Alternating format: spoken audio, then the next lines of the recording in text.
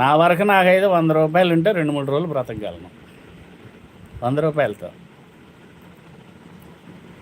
కాబట్టి ఆలోచించండి, ఏం చేసుకుంటారు కోట్లు కోట్లు?